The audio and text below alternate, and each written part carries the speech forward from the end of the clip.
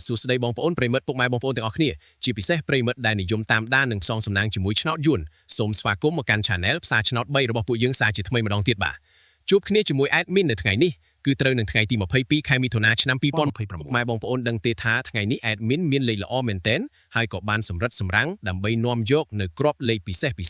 ដែលមានសង្ឃឹមខ្ពស់មកចែកជូនបងប្អូនយកទៅផ្សងសំណាងហៅលៀបហៅជ័យហៅលុយចូលហោប៉ៅទាំងអស់គ្នាណាបាទប៉ុន្តែមុននឹង Admin ទម្លាយលេខតម្រុយឆ្នោតសម្រាប់ថ្ងៃនេះ Admin សូមចិត្តពុកម៉ែបងប្អូនម្នាក់មួយបន្តិចបានទេបាទ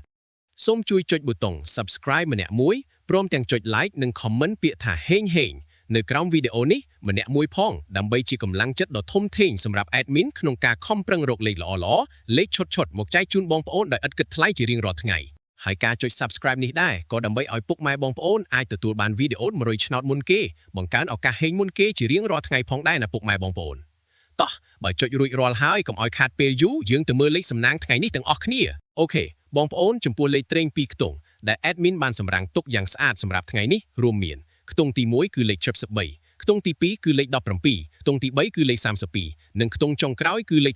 67ចំណែកឯឆ្នោត3ខ្ទង់វិញម្ដងដែលជាលេខធំលេខបប៉ុសបងប្អូនអាចយកទៅលេងគុណបានគឺមានលេខ523គុណនិងលេខ699គុណបាទ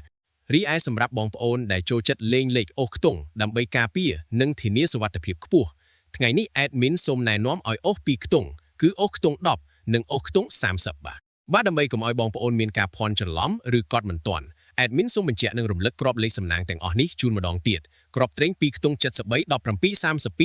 67ក្របធំ3ខ្ទង់523គុណនិង